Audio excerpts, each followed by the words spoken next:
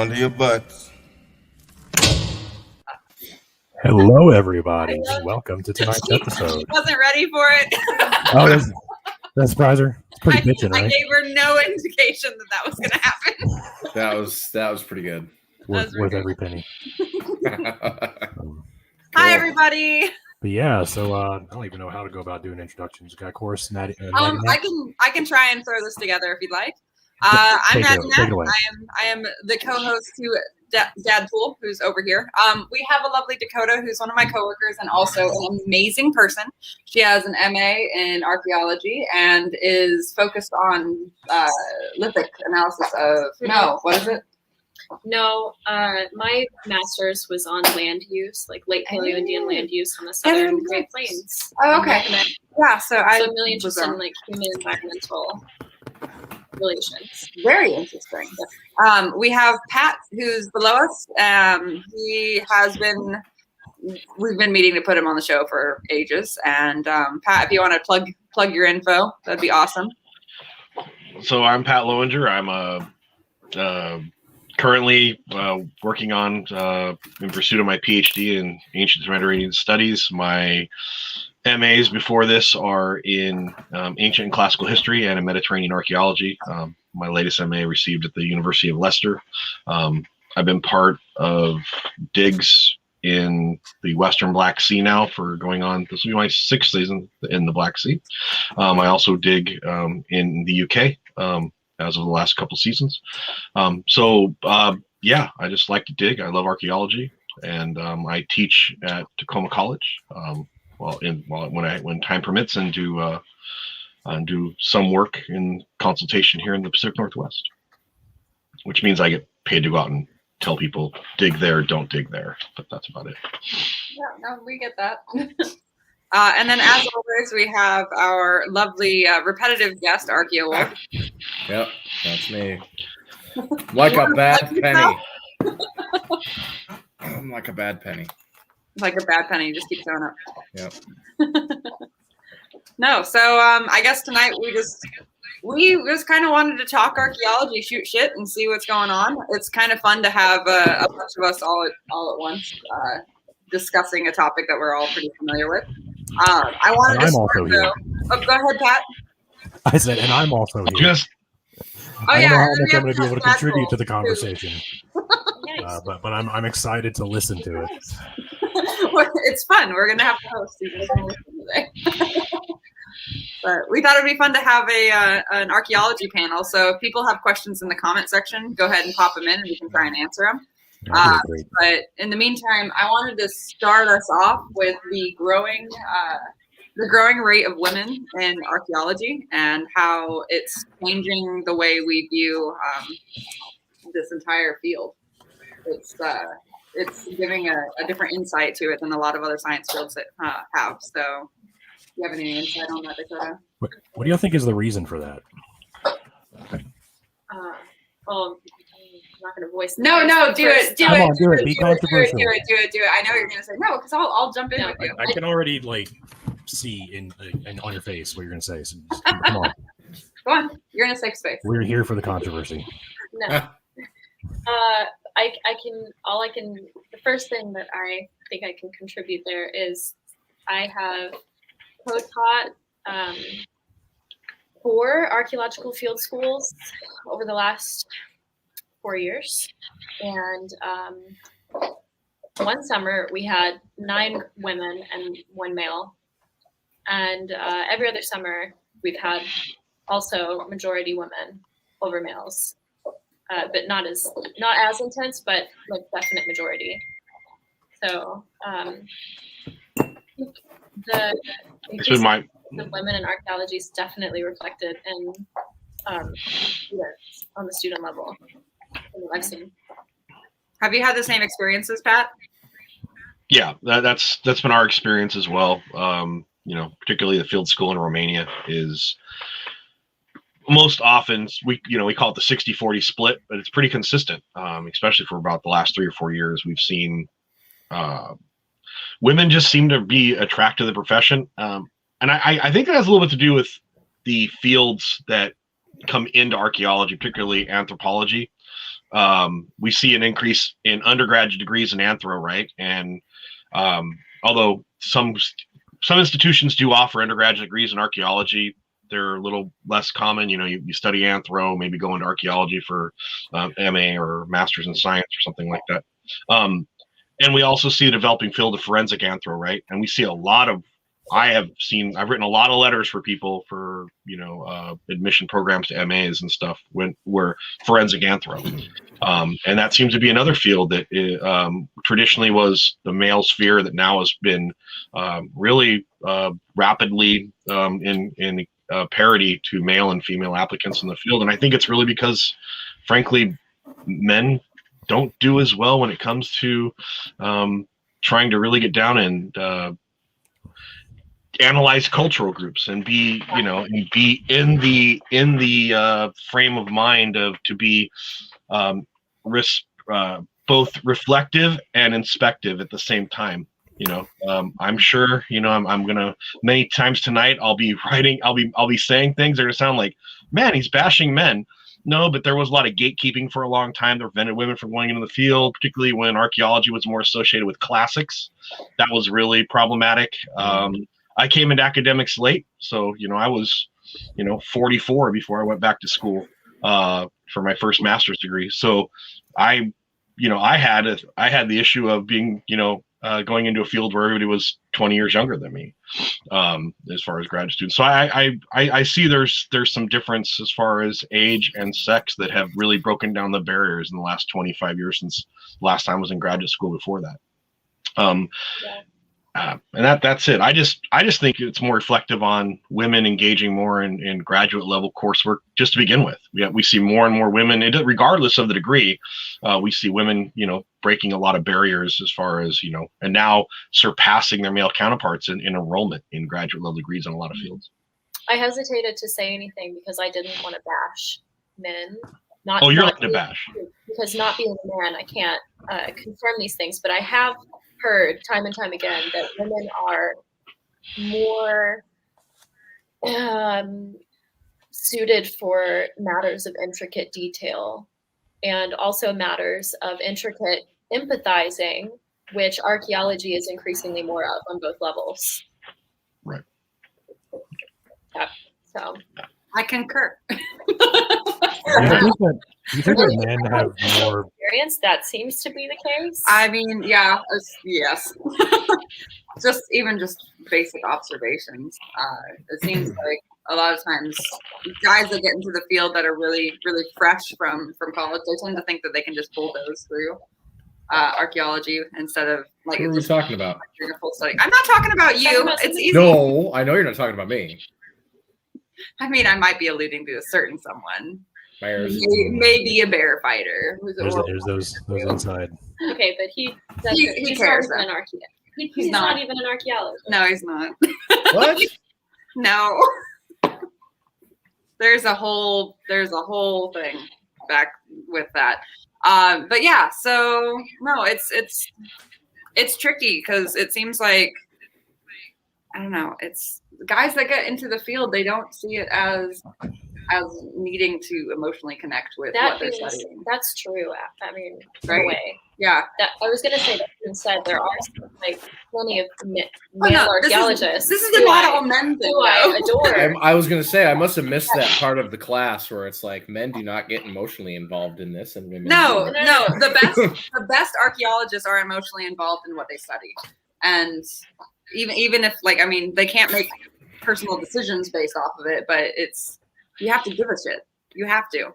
Yeah, you do. There's so many people. And care about individual experiences and whole social experiences and not just processes and ideas. Let's just not completely reject being coldly analytical though. Because that does work for us, right? Oh yeah. No, it has its benefits for sure. I mean, it's being unbiased in a lot of ways helps reduce the theorizing in the field, because you may find one thing and automatically be like, oh, this happened here. And then because of that overshadowing of thought process, you may completely miss a few of the other indications that something else was there. So the analytical side needs to come in as well. But you still have to be empathetic with who was there, not just what is there. Agree. Yeah. So I'm still gonna go. a funny little anecdote I just want to share. She told me that this was going to be the topic. I was like, oh man, I have to mention this. So recently I've gotten the great honor to work with this archaeologist. He's in his 70s. I'm not going to name him. Oh, I want to go back. Can we call him Indiana? No, we're not going to call him anything. I mean, is anybody even going to know who he is if you say his name? That's I don't want to drop this. We don't want to because he's still in the field. So anyway, he's not Canadian, is he? No, he's not Canadian. He's American. He's not Montanian either. Okay, well, there's a long story behind why I asked that. Anyway, but go on. I'm a field director, newly, and I led a crew that he was on recently, and that was our first time working together. And one day I had to leave the field early, so he got a chance to talk with this guy who's my good friend, who's on the crew. And he told him that he thought at first that I am a male. He thought I was he, him pronouns, quote, unquote, because, quote, get this. I am so driven and competent. Yeah. Really? Had nothing to do with appearance, had nothing to do with your behavior, had everything to do with being driven and competent. Yeah, because apparently women can't be driven. Yeah. Naturally. So that's really funny. And this man's constantly bragging about I think he has 2 PhDs. I don't know. He says he wrote the textbooks in historical archaeology in North America, and I could go died twice, is a shaman. I could really talk. Nat, who is it? No. I have mentioned him to you before in Storytime when I visited you. So he has been brought up. What does his name rhyme with? No. Well, can I please? Either do it or don't do it. We're gonna get it out of here. We're gonna tones. We can just call him Slim Tones. It's fine. That works. Yeah. Indiana Slim Tones. We like him. Well, if you're looking for misogyny, you can definitely go to Romania and Bulgaria where I dig. I have female colleagues that come in from the States and from the UK, and they're, I have this one colleague. Actually, his wife holds a PhD in anthro, and when we're ever together, they're constantly asked if she's my student, and I'm learning from her because I'm an older male and she's younger than me, so obviously I'm the person in charge, right? Obviously. Romania still has a lot of barriers. The Romanian, Association for Archaeology recently had a big conference where they were, trying to realize that, we can't just have to have male directors anymore. That was actually the focus. So there, some countries are definitely, having issues still in the field because, it's considered a profession where it's man's work, and I'm channeling this. I'm not saying this is how I feel, but they feel it's man's work. That excavation, directing work. You move a lot of dirt. Obviously, you get dirty. You're using tools. Well, it's got to be man's work. Yes. Oh, God forbid a woman touches tools. God forbid. I'm just saying. I'm just saying how. Did you see the guys that drove by while I was sharpening the shovel this morning? I was sharpening one of our shovels, and this guy was like, "You're doing it wrong," and drove by. Congratulations. He should get out of his automobile, come over there, and actually tell you that. Oh yeah, no, I shovel in your hands. I'm just a helpless woman. I don't know what I'm doing. Please come rescue me, sir. Yes. Oh, I'm so very helpless. Do the whole damsel in distress thing. Wretched Rose. That's the only thing I have to say to any of that chicanery is Wretched Rose. What? Nat knows. Okay. Yeah, I've had horrible experiences with a couple of Romanian men. Horrible. Yeah. And I want to dig there. That's the craziest part. It's like It's a beautiful place. I would love to dig there. I really do. And it's like Pat knows this. It's geologically speaking, I am fascinated by that country. And yeah, I also want to go to the corner and buy the sketchy moonshine and try it because that sounds amazing. That sounds like quite the experience. It is. Oh yeah, no. Do you know about that? I'll have to tell you about that later. Oh yeah, that's a fun thing. File save. File save. Like I got about 3 things now. I'm gonna have to start writing down a list of things I have to explain to you. Because I don't know, somewhere. No, not nearby.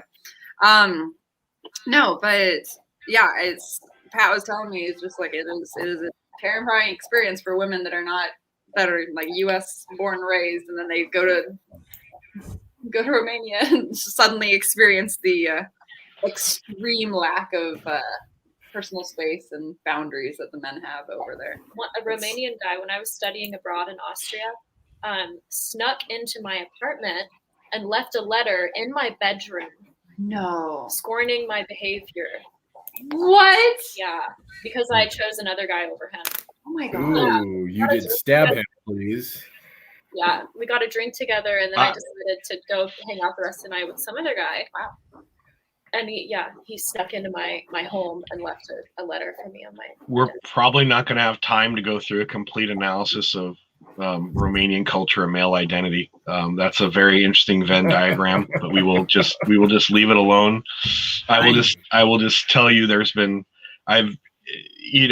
was a comment earlier about, well, I assume when there's 2 people and there's one's older than the other, that the older one's in charge. Well, I guess that's true, but more of the issue is they refer to me as doctor. I don't have my PhD. So like you have to be the doctor and she has to be your student. And she's extremely accomplished in her field.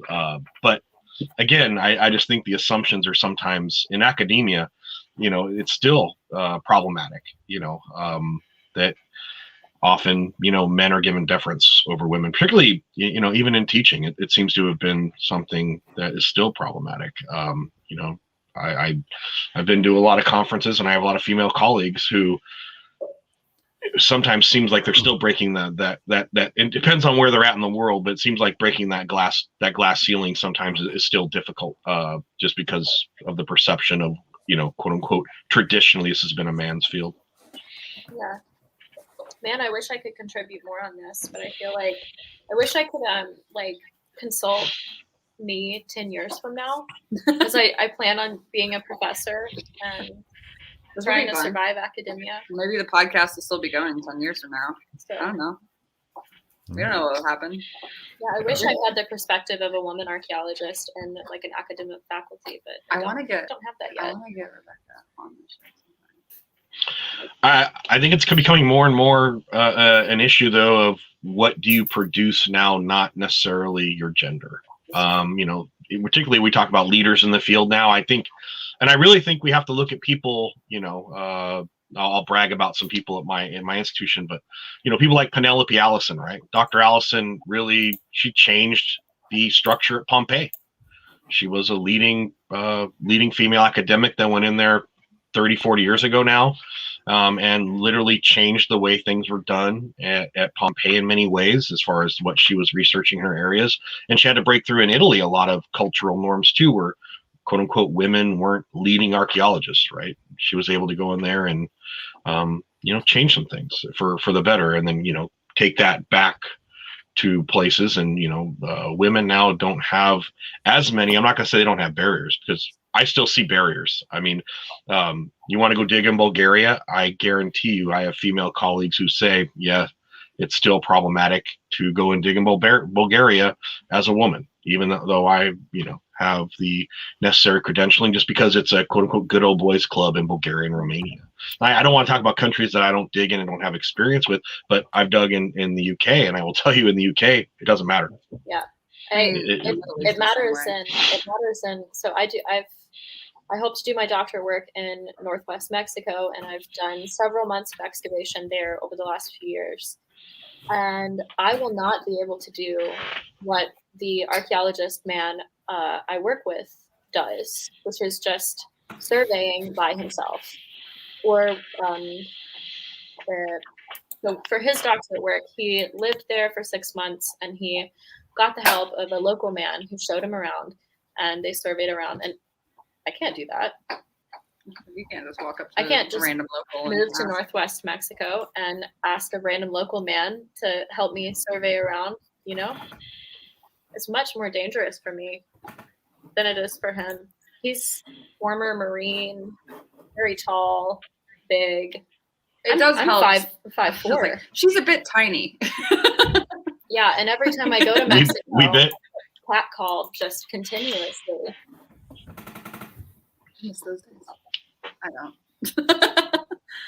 I thought we were getting catcalled earlier today, but then there was like a high schooler was like, "I'm genuinely curious. What are you guys doing?" That's really cute. Just yell back burying bodies and they might leave you alone. Yeah. Oh, that's Progressive That was catcalling. a good one. Yeah, I like We it. respect the hard work you put into what you do. for that one. I like it. We had a very interesting gentleman come by and talk to us today while we were out in the middle of what was at one point in time a campground and is now just a park. But he came by, told us his life story. But he was a really neat guy. And he and his wife, I guess, had like a little running bet about like what we were doing out in the field. And She guessed we were. yeah, his wife guessed right, and he was like, no, and then he showed up, and he was just like, oh. Oh, well, I just lost $20. That's a thing that actually exists still. And then he told us all about the history of the area that we were digging in. Yeah, he's one of the original families here in this area, so it was actually good to hear about it. Moonshining and cotton fields and all that fun stuff. So. And then when he left, he said, "I love you guys. Have He a great did. day." And I He was did. like, "I love you." I love you, strange Nice. man. I love you. Nice random strange man. Nice. So Dakota, how much mansplaining do we encounter on a daily basis, do you think? Oh God, guys. Oh, this is a joy. Cackle is strong. Not counting this particular crew that we're in, because right now we are in the crew that we're in right now is just a set of 3 of us, and all 3 of us are very open-minded and kind to each other. We all respect our boundaries, what we know and what we don't know. There's not a drop of toxic masculinity. That's what you're. Not a drop. Not a drop. Now, given 2 weeks ago, that was a very big difference. Oh boy. Very big difference? Very big difference. Oh, not a very big difference? I don't talk about them, but we can just talk about I'm on public camera. I don't want to air my dirty laundry, That's but but here's the dish. here's the tea. No. Yeah, so I just finished my master's. I have 7 years of archaeological experience, and I got hired onto this company this past summer. And in my first few weeks of working with the company, I'm with a bunch of guys, and the most any of them have is a bachelor's degree. And none of them are really committed to archaeology. They're just kind of doing it because that's how they're making money. And the first few weeks, every single time something would be found, like a flake or whatever, they would ask among each other.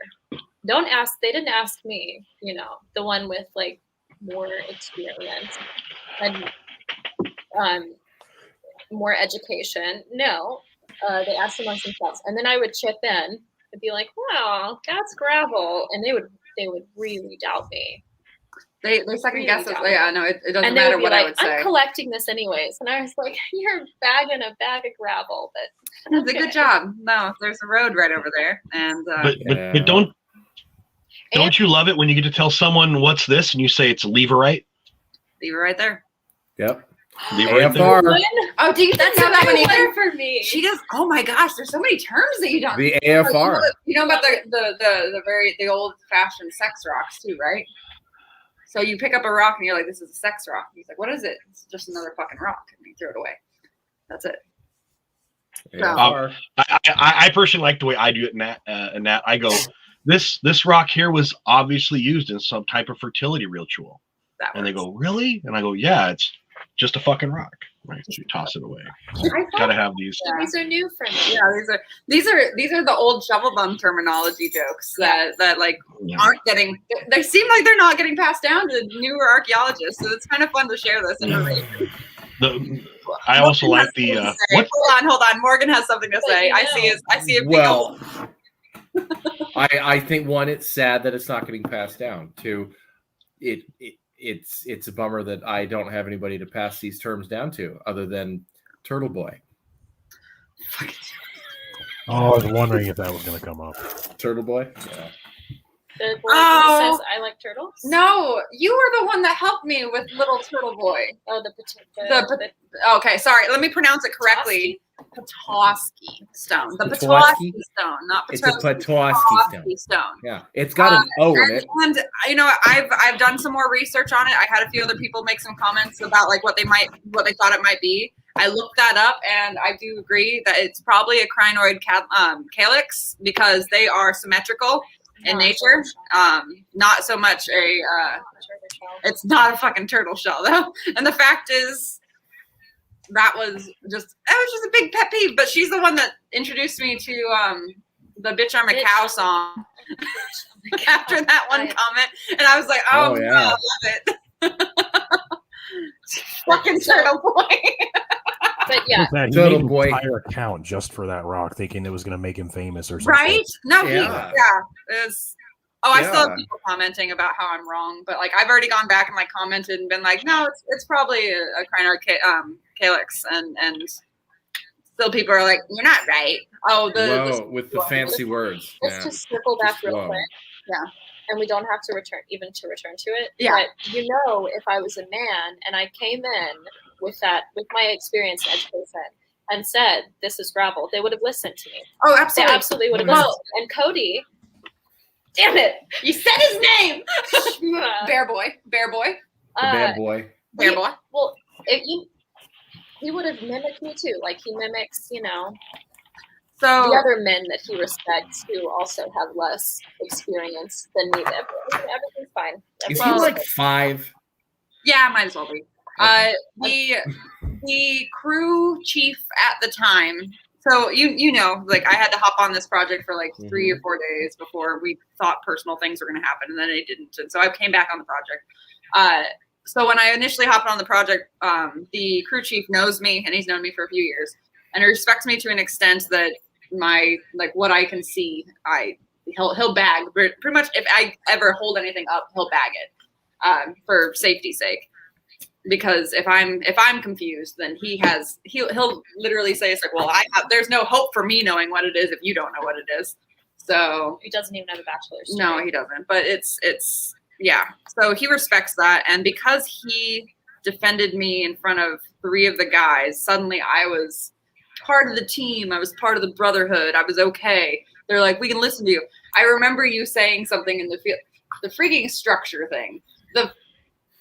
When the sudden storm coming in, and you're like, well, you know, there was a brick building back there we could have gone to, and he was like, we should go to the creek. Like an intense storm is coming. I'm like, Mhm. we should probably go to the stone structure where we can take shelter. And I was just like, this is one of those times I was like, I wasn't going to say anything because arguing would have taken us longer. We would have been stuck in the field. But he was so adamant about going to that creek. That was a day. That was a day. That was a really, really interesting, very big We day. got hammered Oh by my a God. storm. So bad. Just instantly. I actually I made a TikTok on I it. saw that. That's what. Okay. I was Yeah. wondering if that's Yeah, what that, you're it talking about. was that TikTok where like you see the soybean fields doing this. Yeah. Yeah, that was that day. Crazy. Yeah, we when we got to Dakota. I was making like mental plans for what to do if a tornado happened. I was like, okay, Jason's gonna lay on the ground and hook his arm around that root because he's the biggest one, and we're all gonna hook arms and not fly away. All because crew chief didn't watch the radar and get us out of the field soon enough. No, it was fun. It was fine. I was just protecting all the gear. I was just protecting all the electronics. So just fun with a tarp, which was ridiculous. But So Dakota and Nat, we recently had an interesting discussion among some of my colleagues and mixed group as far as genders. How much of what we see in archaeology, anthro-history, those related fields, is just typical misogyny, and how much of it is actually endemic to the field? Because that's what's kind of hard to figure out. Is it just men being misogynists at the normal level that we see across society, at the age group and demographic they happen to be in?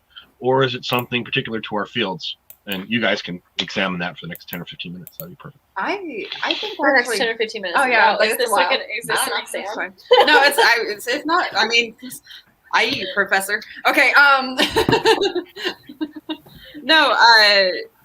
I actually think that there is a increase in misogynistic behavior based off the men that you meet in the field that work with you, because they have a degree and therefore have obviously spent more time knowing whatever subject matter that they're talking about.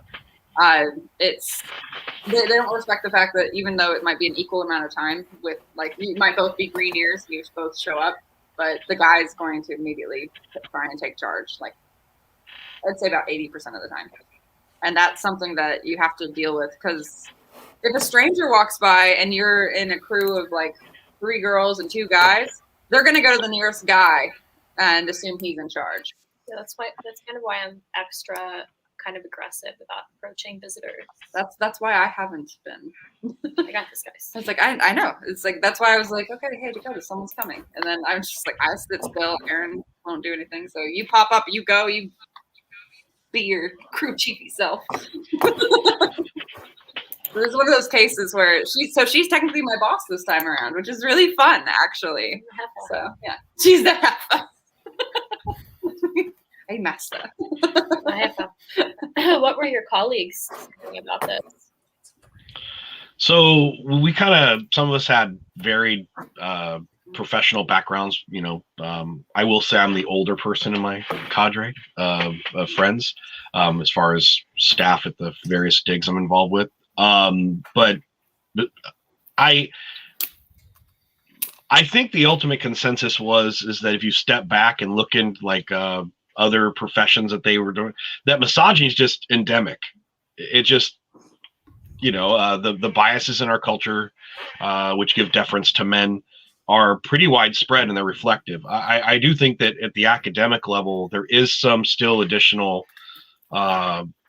barriers for women to pierce, so to speak. I mean, they've all been broken, but they just haven't been, they aren't the as far as equality in the field, it's reaching better parity now, but 20, 30 years ago, it was much more problematic. But they just, I think we realized after several beers and several nights drinking and, talking about this question, that we've decided we've come to the conclusion that society is misogynistic, and it's reflected, and some professions have better parity than others, and archaeology is one of those that is still trying to reach an equality.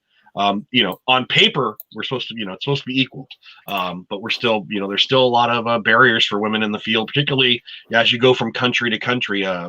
Going back to how the women in our UK based group, they seem to have largely the younger generations who are kind of riding behind those women that were the first breakers of those barriers, and that now are esteemed in their professions, and now able to kind of push further for parity. Have to go and study in other countries. Now you're going to go study in a country where you're reaching those countries' social and cultural barriers, where their level of parity may not be as great, and that presents a bar in the discipline that's really not endemic to where you come from, but where you want to go.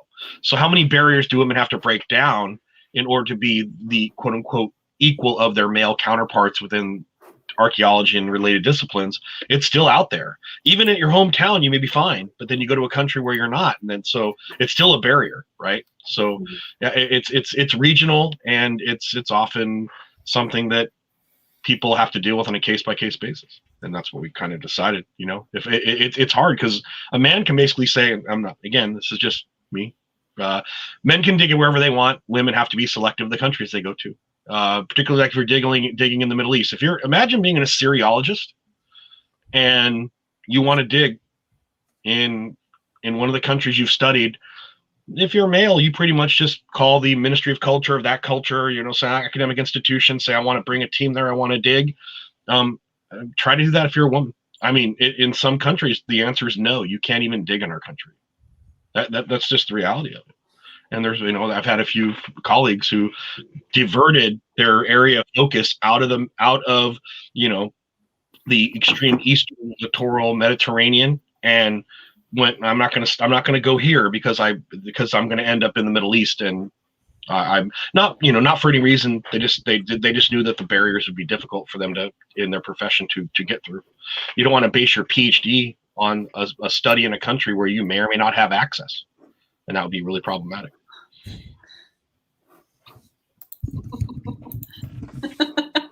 Those are brilliant points. No, they are. Sorry. Yeah, it's really I was true. reading your comment. And it's really true, and it's really sad.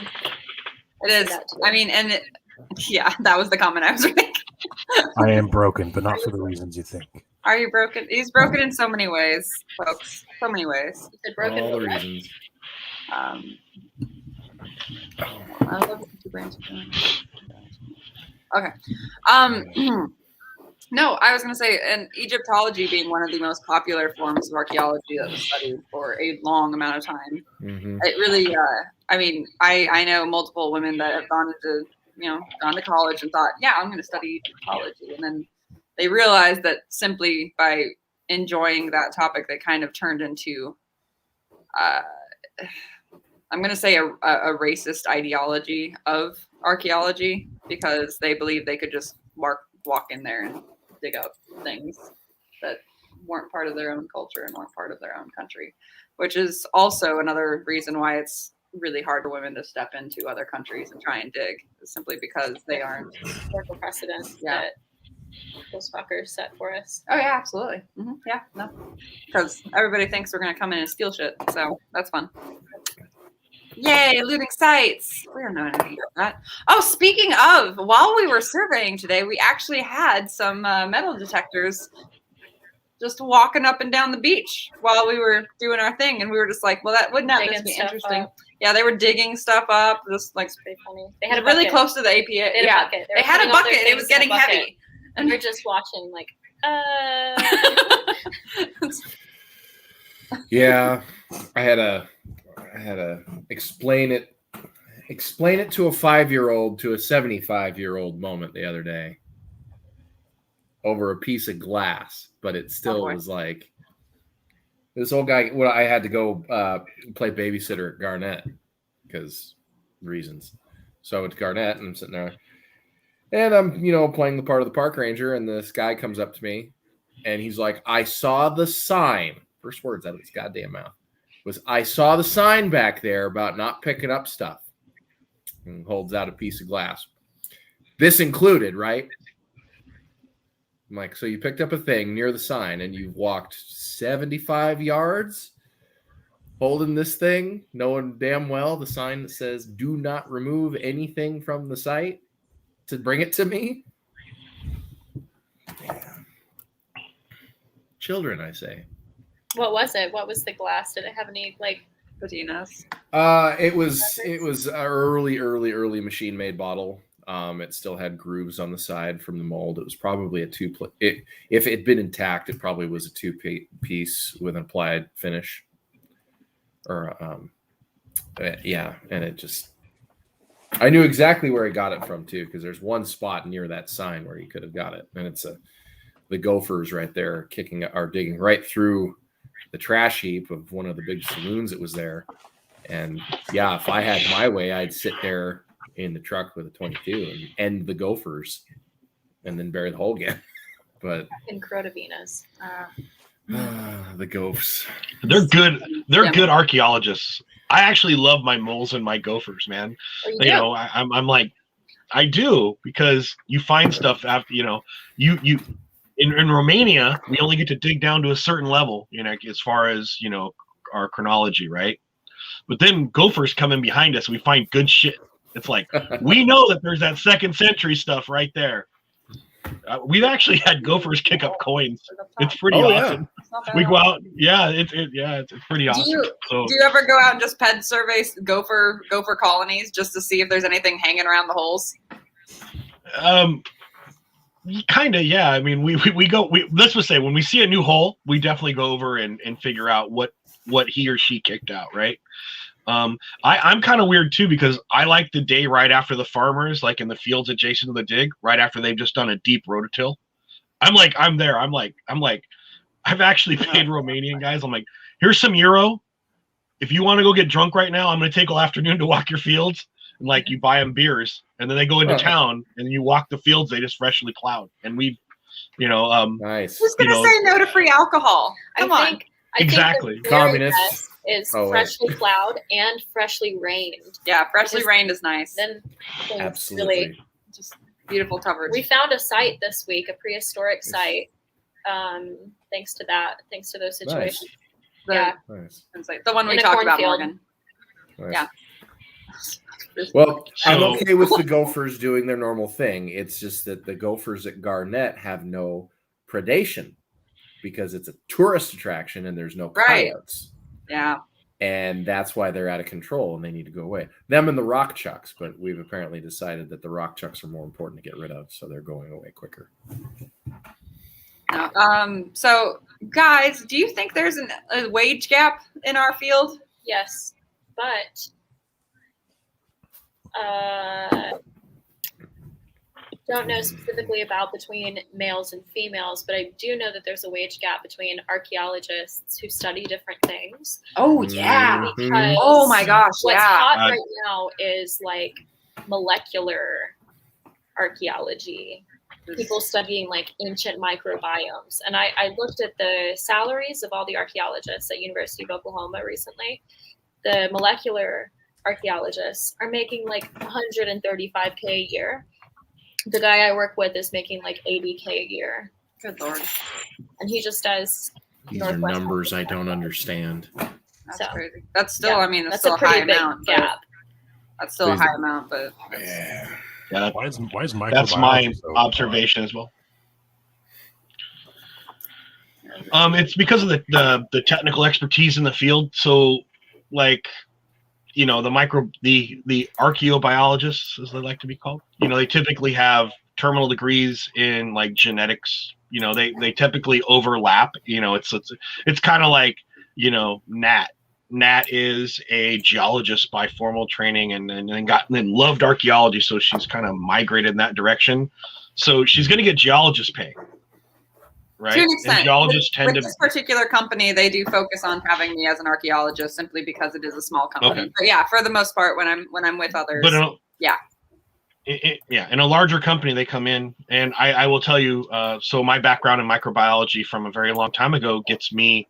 I get to be put into a slightly different category than the other archaeologists that I work with.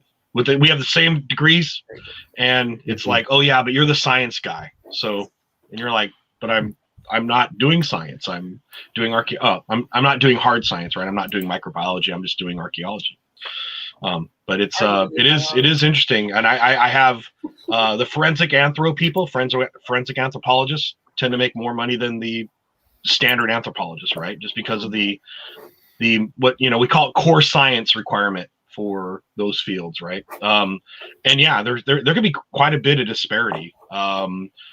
Forensic anthro people can make like double what and I don't want to say regular anthropologist, but general anthropologist makes over someone that's more specialized, particularly once you start getting into the master's and PhD levels, right? Terminal degrees. They can be quite significant in pay. I agree with that. How long does it take to do the interesting digs? I think it's luck mostly. But Not long if you just look for a cool field school that's true. and join in. Yeah, that's a good point. If you find a cool field school, jump into that. You don't need any experience. Sometimes you don't. Often. I prefer it when they have a little. When we were Well, But it's a field school, so that's the whole screening point. applicants and accepting To be applicants, fair, Pat's like, well. in most things, a little experience is good, will be right? your first Rather than no first experience, right? That's fair. So we look for applicants who just seem genuinely interested and like they'll be dependable in the field. Okay, yeah, dependability is a big thing. Yeah. So we look for like enthusiasts. And I think the best places, if you're interested in getting a field school, AIA, the Archaeological Institute of America, is a good place to go look at field schools. There's the, you got quite a few really good institutions, both in the UK, Europe, South America, that will help you get to a field school. And you just go with the one you can get into. That's my advice. And then your first field school is kind of like your baptism by fire again. And then you pick the next field school you want to go to, because once you've said you've been to a field school, the next field school goes, okay, they have a season under their belt. We won't have to train them up from nothing. Hopefully you went to a field school that has some credibility, and then you can bounce around wherever you want to go. But yeah, field schools aren't that hard. Apply early and be willing to, apply a season or two before you actually go. Don't think you're going to be digging on Sicily at the premier field school if you wait till 3 weeks before it starts and drop in an application. It's not going to happen. This is something you need to plan at least a year ahead of time. I've seen a lot of people go, they were against me because, whoever, they didn't like me because of who I am. Like, no, you waited till 3 months before we started. We had every spot filled. It had nothing to do with who you were. It had to be with, we have a certain number of bodies we're allowed to bring into that country per the government. And we were already full. We're not going to knock someone off the list because you wanted to go. It's just the way it works. That's true. If you're limited to 60 bodies, you're going to stop at 60 bodies. You can't, expand it to 65. A lot of cases. Now, if it's not a field school, though, when it comes to finding interesting digs, I feel like it's almost like a luck thing as far as if you're in employment and you're in a certain area. Depends on who you know. Yeah, it depends on who you know. It's all about making the right friends. It is. It's networking. It's a big thing about networking. It's, I've been to a lot of interesting digs, but then I've been to some really interesting digs, and it's only because somebody said something about something, and I said, "Oh, that sounds interesting. Tell me more." And then you become friends with that person, and you make it. You're right, Pat? Right? I'm not manipulating you at all. I'm just buttering them up. Well, and some of it's just I'm not name dropping, but like I was speaking, to Dr. Thomas from the University of Manchester this summer, and he was at Arthurstone. If you guys have been following that, that's in the UK right now, and Herefordshire, that's kind of a big deal because it was a site that was believed to have been excavated, and he's kind of like, it doesn't look right to me. He spent, 5-7 years figuring out if he's going to get a team in there, got his team in there last summer, going to be coming and digging again, and he found out the site was actually significantly larger than the original borders that were determined by former archaeologists were, and this is the weird thing about archaeology. If you're someone that's interested in the field, go and watch. There's always going to be one person, going like this a lot and then looking at stuff. Everybody's going to be walking to this one person, one or two people, right? And they usually have a big hat on. And the ones with lots of dark skin. And if they're in English, they look like a lobster because they never can write. So if you're in England, they're the people who look like partially sunburned all the time. And just walk up to them. In general, they'll be, like, hey, hi, I'm whoever, and are you an archaeologist? And they go, oh, yes, I am. And this is my dig, and these are my children. No, these are my volunteers, right? And you can really make a lot of acquaintances there. And then next thing you know, you'll hey, well, if we're digging here next year and you want to bring some students, let me know. And, next thing you know, you can bring 3 to 5 students from the U.S. and sit on a UK dig. And, you think about late Neolithic. England's full of late Neolithic sites that they have yet to even look at. And so if that's your area of focus, then, you can find it just by kind of taking a tour of the countryside in some countries and look where the archaeologists are digging, and then next year have a dig set up for yourself. And it's not really that problematic. I think the real thing is funding. If you're trying to, this is the other thing too, is how many students that aren't undergraduates can they actually, an undergraduate, you're only expected to dig, right? You're move dirt, look for objects, do site interpretation isn't really your thing. But you start getting people that have master's degrees or, they're doing postgraduate work, there's only so many spots for people, and you need to get in and get early, particularly if you think you're going to be an archaeologist. If you're going to be an archaeologist and you haven't dug for 2 or 3 years, by the time you're done with your bachelor's degree, you need to really check yourself if this is the right profession for you. You know, I started late, so I already had a master's degree before I went on my first dig. And then, you know, first thing I was told when I applied for an archaeology master's degree was, you know, I'll tell you, the University of Nottingham said, you have a lack of exposure to material culture. We won't even consider your application. Go back and dig. So I did multiple digs in a season just to get caught up, to say I have this much experience. I've been on this many sites. Please let me in. And finally, Lester said, all right, we'll let you in. And you're basically the first American with your crappy resume we're going to allow into our program. Not really. But, you know, it was. Bravo. Yeah. Greater Candle. You mean you can't walk off the street and pick things up? Yeah, basically. I mean, Yeah. That's pretty much it. Yeah. If it He looks must not old, follow me. leave it. Leave it. Leave it Yeah. down. Yeah. Well, Greater Candle, if you pick up something and you do not do any of the documentation that we do, you have just rendered that object completely worthless. useless. Yeah. You cannot prove anything with it. And what's really interesting and really entertaining is that when I harp on this provenience thing, is that if somebody were to pick up an artifact, here is my artifact, it proves aliens came and built the pyramids. But if I pick it up and put it in my pocket and walk away and get a beer, and 10 years later I hand it to my kid and I say, hey, I found this and it proves aliens built the pyramids. When my kid goes to say something, every single professional archaeologist can look at it and be like, where's the provenience? Where's the proof? How do you know that it did anything? How do we know you're not pulling our leg and trying to get famous? And they'll throw it away. They won't consider it. Was this the guy that did that video you showed me the other day? Uh-oh. Oh. So you just put two. This is Morgan. This is my friend Morgan. Are you the one that did the experimental archaeology? Yeah, with the bricks. With the bricks? Oh, she God. loves it. Yeah. Yeah, I rant The bricks. about how racist the aliens building the pyramids shit is all the time. That's one of my favorite soapbox. Oh, please, can we go into that? It's one of the hills she'll die on. I'll die on. Yeah, I'll die on that hill. Is it one of the pyramids you'll die on, though? Is it one of the what? That's one Pyramids, of the just a fake hill. Yeah, it's one of the pyramids we'll die on. Pyramids We will are artificial sacrifice hills, ritualistically anyone who tells us that aliens built them. I'll kill them. Deadpool, did you see that one I did the other day? Which one? I don't think I did.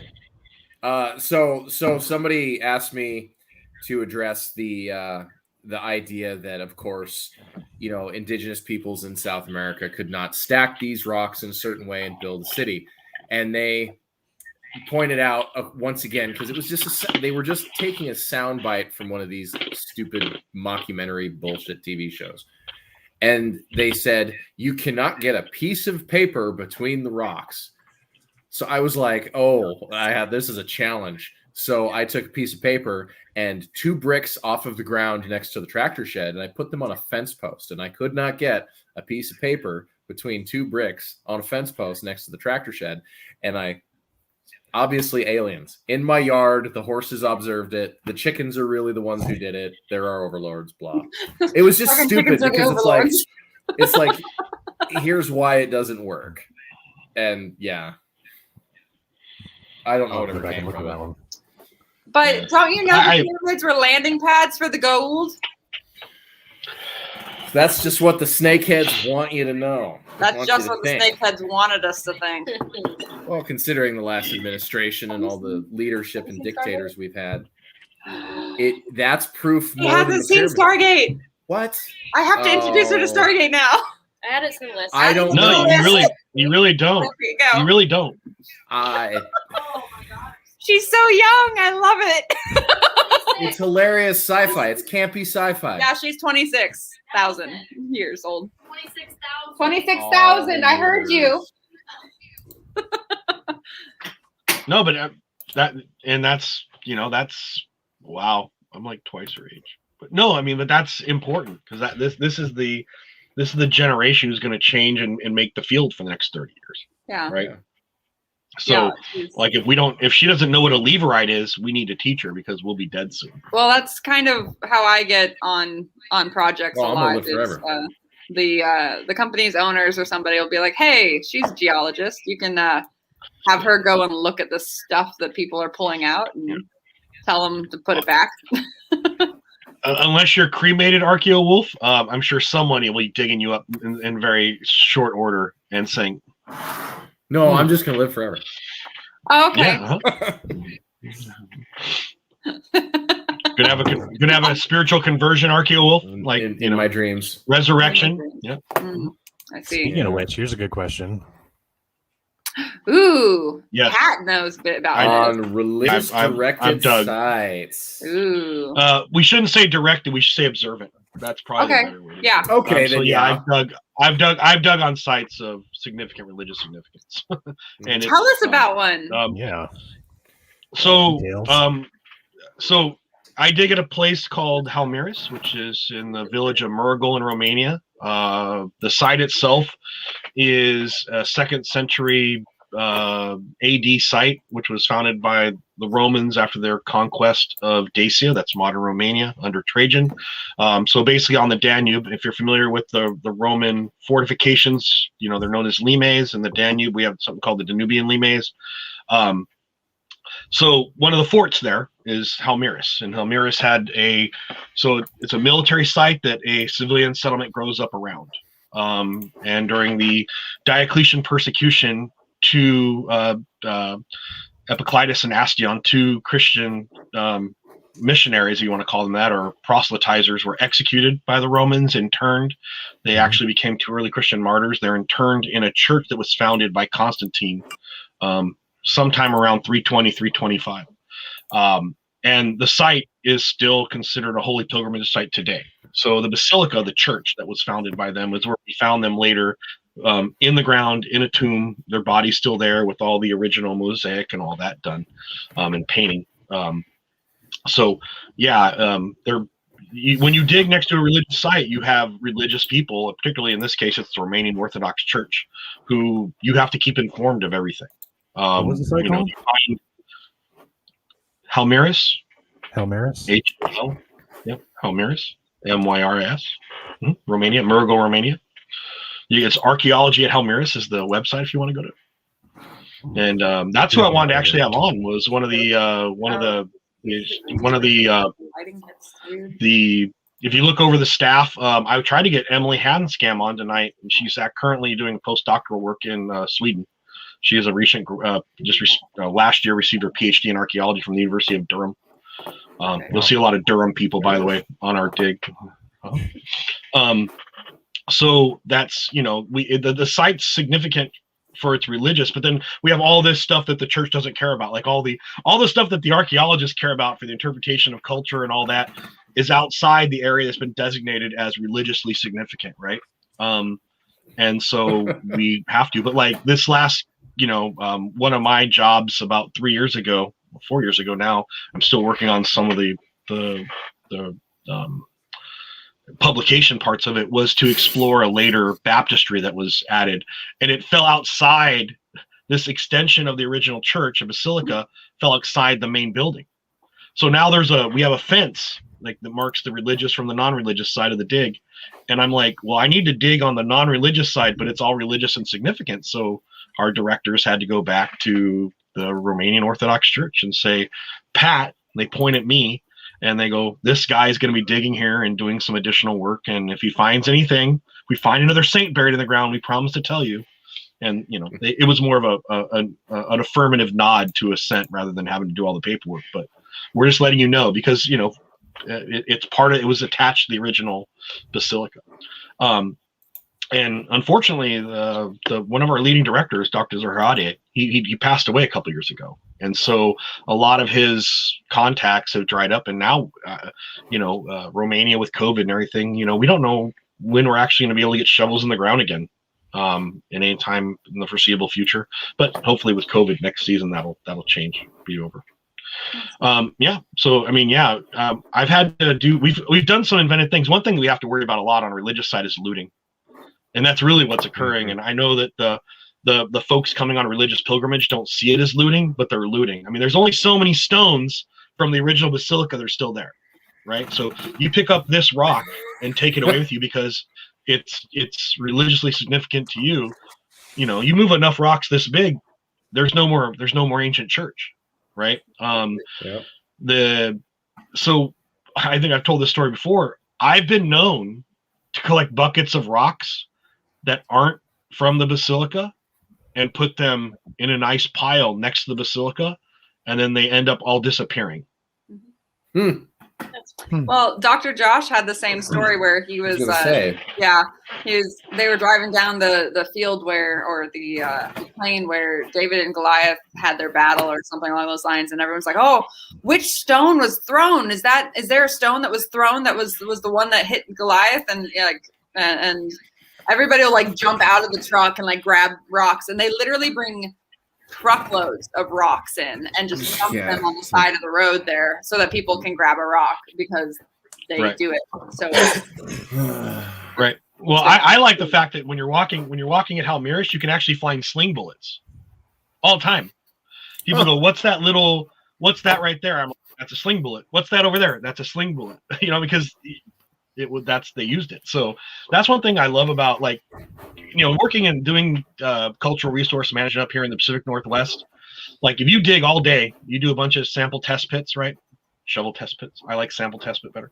And you and you find like 2 or 3 objects, projectile points, right? You're like excited. That was a good day. I got like a threshold. Like in Romania, if I stick my shovel in 2 or 3 times and I don't find something, I'm not getting sherds or something out. I'm like, man, this is boring. I'm kind of spoiled. Like people go, oh, what'd you find today? I'm like, I don't know. I didn't find any bronze objects. I'm kind of pissed. They're like, what do you mean? I'm like, well, like a couple seasons ago,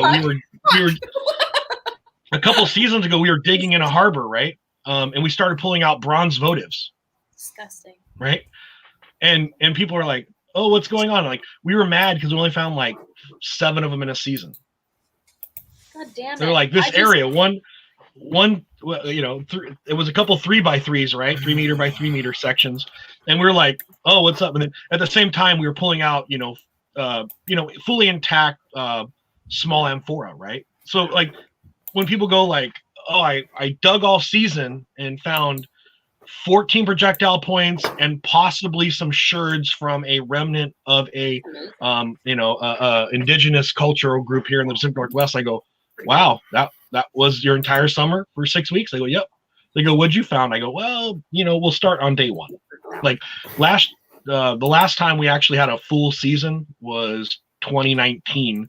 In 2019, I do all the photography and small finds. I do the pictures. Someone else, she's a very talented curator from University of Manchester Museum, graduate of Edinburgh. She does all the actual curation of our objects and maintenance and cataloging and all the stuff she has to do, the magic, I call it.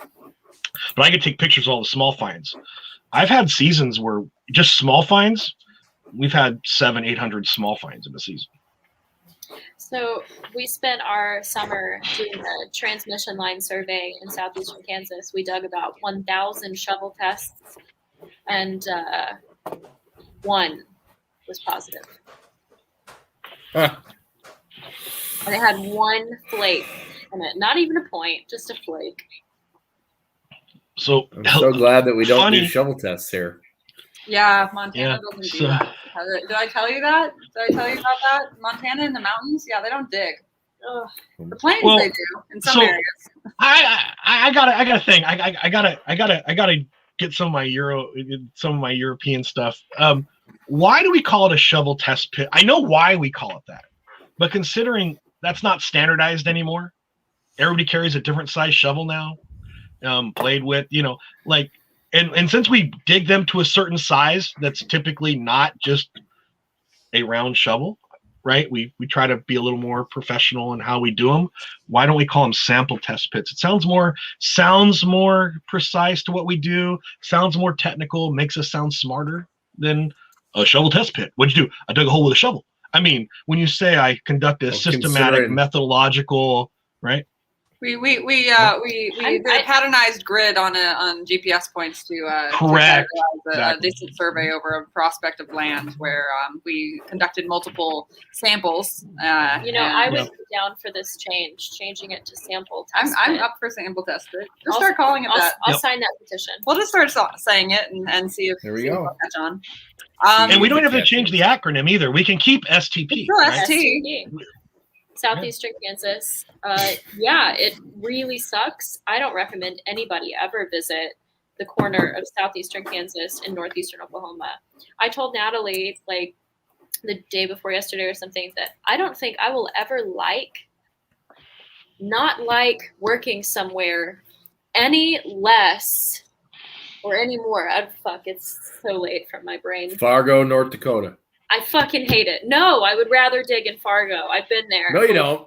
I've been there too. No. Nothing is worse than where I've been. So we were digging. The materials in North Dakota are easier to dig through. I'm going to say that, and it's a shorter shovel test. This is where we totally were doing this transmission line.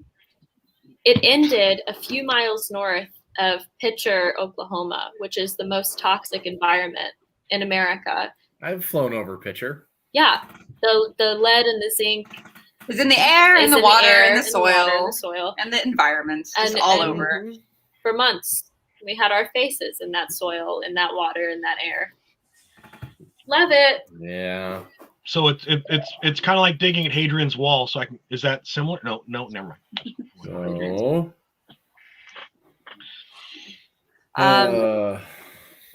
So, do you want to talk about looting in Mexico? Look, by the way, it's Playa del Carmen, not Carmen de Playa. Playa del Carmen. She speaks Spanish. So, Greater Candle. So your comment about they have active police at the Aztec ruins and I can never pronounce anything. Cozumel. Yeah, because looting is a serious problem there. Heck yeah. They actually, because they pay to keep that whole area safe and not from deteriorating elements necessarily, but from the people themselves. From tourists, yeah. Right. That's cool. Well, and it's not just it's the amount of usage the sites get too. Look at they close you're not allowed to climb the Sun Pyramid at Chichen Itza anymore. These are important things to remember that right. And you get now I went there with my wife 20 some years ago. We were still allowed to. This is before Pat was an archaeologist and knew all the damage he was doing. I was running up and, doing all my stuff, taking pictures. Woo! But yeah, preservation of sites is really important. And you get looting no matter where it is. People go into Pompeii. Sure. I was at Pompeii one year where a woman actually was cutting up a mosaic out of the floor when I was doing a tour group. God. She got caught. It happens all the time. Really I would throw hands. Yeah, I would probably throw you. The Italian authorities took a negative view of what she was doing, but again, this is the kind of thing where it happens all the time. And I do think if we could educate anybody, looting seems like something for a lot of people. Hey, I'm just going to take this rock, or I'm just going to take this piece of pottery. If everybody does that, then there's nothing left. And that's the reality of it. Yeah. I don't understand why this is so hard for people to deal with. This idea of if you take a thing and everybody does it, it's not going to be there anymore. It's all going to be gone. Right. I was told people take one tiny flake. In the catacombs in Paris, if you go down there and look at the walls of skulls, there's all of these fucking gaps because people have walked off with skulls from the catacombs. Oh my god. Oh yeah. I learned this lesson. I can tell you where I learned this lesson. Not gonna lie, I remember I'd be very tempted to do that. I was 9 years old. I wouldn't, but don't do it. Don't do it, Ricky. But go on. I was 9 years old, and I wanted to take some of the volcanic pumice landscaping rock because it floated. It was a volcano rock, and from the landscaping at a rest area somewhere in Central Oregon. And my mother was like, if you take one and everyone takes one, there's not going to be any more rocks there. You shouldn't take a rock. And she wouldn't let me take it. Probably because she didn't want it to wind up in her car, forgotten, because that's what a 9-year-old would do. But that has stuck with me, and I don't understand when you say, hey, If you pick up a thing, it's not there anymore. And if everybody else picks up a thing, the site gets destroyed. I mean, people argue with me on my videos all the time when I say that. It's like, well, I'm not hurting nobody. It's like, actually, yeah, you are. In my opinion. Well, I also think it's important too to acknowledge places that are historically sensitive and protected.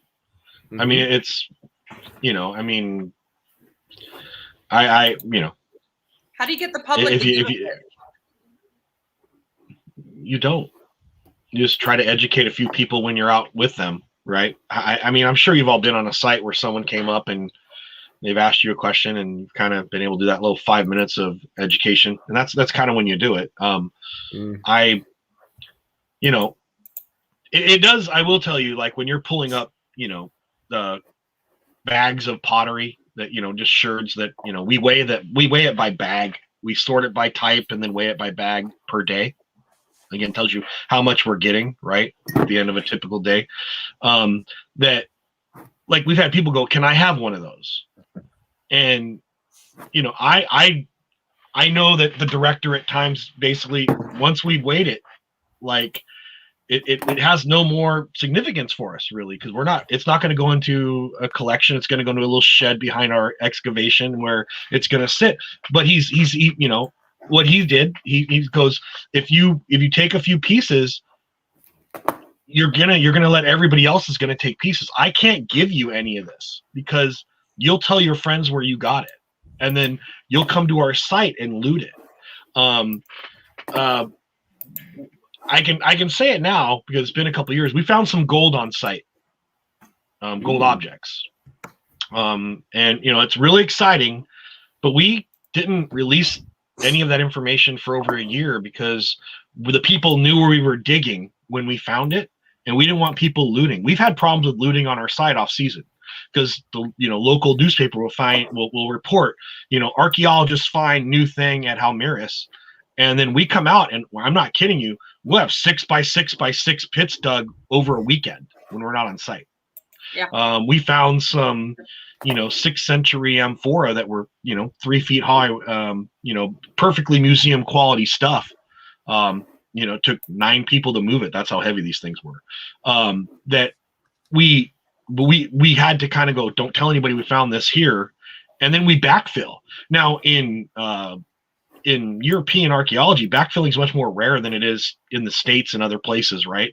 So we usually excavate and leave for observation. But there we were like, directors like, nope, you're going to backfill all that, because if we don't backfill, people are going to come loot it, go looking for objects. What we do, like, you can go drive around. I'm not blaming the local people, but you can drive around the village and go and stop at someone's yard and walk in and see all the shit they've looted out of our dig, because you'll see like fishing weights, ceramic fishing weights. For those that know, those are produced in antiquity, and they got a collection of fishing weights and other objects, partial pieces of pottery and stuff, like on display in their garden that dates from the 3rd, 4th century CE. And you grimace, but you're also trying to maintain and foster that good relation with the local for the overall quality of the excavation. And you let the director know who's a native Romanian who lives in the village, and he has to go around and say, hey, where'd you get all that stuff? And they're like, oh, well, down by the river right here. He's like, you mean where we dug those pits a couple years ago? Yeah, well, after you guys left, I went down and kept digging, and I found this. Like, stop doing that, please. And the Romanian government's not really good about going out and doing much about that. But part of the problem is also the current city of Murugol, in all likelihood, sits on the old necropolis of the city. So when anybody digs there to put a new water line in, they start hitting stela. So all of a sudden they're like, hey, is this piece of a headstone important? We're like, yes. And they call us, and we come and get it out while they're digging, and hopefully they won't a jackhammer. So, but it happens all the time. I have a really sad looting story. My master's advisor, who I worked with for all 7 years that I've done archaeology, Leland Bennett, he has done a lot of Paleo-Indian era large-scale bison hunts, and he excavated one called Cooper, and it contained. So Cooper is like an arroyo. It's like a crevice in the land where the bison herd was lured into and speared from above, and they killed a huge amount of animals, dozens. And so they excavated down on this bone bed in like 1999. And at the nick point, at the very tip of this arroyo, they found one bison skull that had a red lightning bolt painted on its forehead. And it dated to like 12,000 something years old, and it was the oldest painted object in North America. It is the oldest painted object in North America. And it's gone. And it was just before the nick point, actually, just before it. So we left a 1 by 1 meter square at the exact nick point for future research, for better technologies, for future excavation. And they were not yet gone for the summer, but they were packing up and they went home. And the next day was when they were going to leave. And they came back out to the site, and somebody had come and dug up that entire 1 by 1 unit, the nick point of the arroyo that contained the oldest painted object in North America. It's like an extremely valuable site. And I think that probably broke his heart more than anything else ever has archaeologically. He still gets really sad when he talks about it. I would. And he keeps the people that dug the pit out. They tore down. Lee put up fencing around that 1 by 1 to keep people out of it. Whoever dug it up tore down the fencing, and to this day, the fencing is still torn down, and the pit is still dug into. And it's like, yeah. It's a reminder. Yeah. And Lee takes his field school students. We take the field school students out there every year, and we're like, look at this. Look at that. Yeah. Apparently, according to the internet, that skull is at the Sam Noble, Oklahoma Museum of Natural History. Indeed it is, which is a very cool museum. Yeah. How did they get it? Yeah, how did that get there? No, you were able to take the skull. So Lee, Dr. Bement Lee, as he prefers to be called, works for the Oklahoma Archaeological Survey, which is associated with the University of Oklahoma. Mm-hmm. And that museum is the University of Oklahoma, basically a museum. And everything that goes through the Oklahoma Archaeological Survey goes to the museum, like including NAGPRA things. So anything NAGPRA related goes to that museum and then gets dealt with. And NAGPRA is the Native American Graves Protection and Repatriation Act that was passed in the 1990s, which 91. Basically, 91, which has to do with the handling of Native American human remains. And funerary objects. The skull. So you guys were able to collect the skull, and then you just marked off an area, and then that's what got looted. No, not the skull itself. The skull came from just before the nick point. Okay. And then they left the nick point, and they hadn't excavated. Okay. I was about to say I thought the skull had been like. No. And then I was like, what? No, the skull was not taken. Okay. So that's how it ended up in the museum. Okay, so that makes more sense. It's a small. I was a little confused. Actually, the skull has there's so many crazy stories in this place. Pray, do not bring up that place in your brain is in this mind space that you have going on. So they discovered this painted object, and then that night there was severe weather coming, like there is tonight. There was a tornado coming. So they covered up the site as best they could. They didn't have time. They found it at the end of the day. They didn't have time to pull it out of the ground. So they covered up the site as best they could. And obviously, of course, a tornado hits the site that night. Of course. The site. And they were camping near the site. And the stories, like, they didn't know what to do. They, like, got in the trucks. They were like, Anyways, the tornado actually hit on the site. And it busted up a portion of the bone bed. And then it hopped over that object. Nice. Yeah. Nice. And then the third part to this amazing story is that when they took the painted skull to the museum had this like pipe breaking flood. Yeah. But the only place where the pipe broke and the water flooded out was right on top of the exhibit where the skull was, right on top of the skull. Skull's got bad juju. Or something juju. Some juju. It's got some juju. And it was a lightning bolt painted on the skull. So yeah. Cray has asked how many of us have worked on indigenous sites. I think it's all of us, right? All of us. Yeah. As little as I possibly have to. Pat has standards apparently. No, it's the massive levels of I find old dead guy in Romania. I'm good. We call the local police department and we go, we got a body here. They come out, they look at it, they ask the director who knows his stuff, and he goes, yeah, 4th, 5th, 6th century, whatever. Another archaeologist signs off on it, and then we exhume. It's all evidentiary. It doesn't stop our excavation for the entire year, which happens with, It does. And again, we greatly fear finding human remains here. Well, yeah, and so you dig around it in the United States, right? That's just kind of the difference, and not that it's I understand the need for preservation, but it's not something I have to deal with very often. But I also, you have to do with the fact that trying to determine if a site is historically significant in the United States is extremely problematic just from a material culture standpoint. Let's you find 4 or 5 objects and you think that the area you're in is kind of dense for objects because let's say a third of your STPs are positive. You got to kind of stop and start thinking. Like it's like, and let's just to say it's projectile points, right? Well, if there's this many projectile points in this area, then this is probably requires a larger survey. It just this is the issue is that in the United States we deal a lot with for all lack of a better purpose, we have a lot of Neolithic stuff. And Neolithic stuff is sometimes some of the hardest things to detect.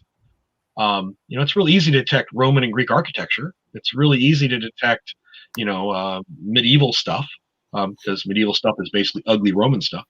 True. That's so true. I basically medieval blah.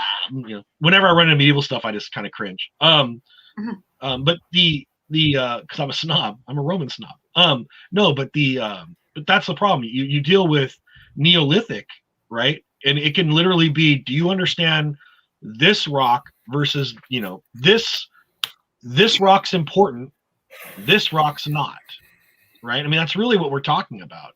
And the amount of specialization and training to get someone who knows their lithics properly and then to take on a huge regional survey, because in a lot of ways, again, I'm pontificating now. When you're studying in Neolithic culture, it's stones, so you may not, a GPR, ground penetrating radar, may not tell you anything at all, right? Unless it's habitation, right? So you have to actually get in with shovels.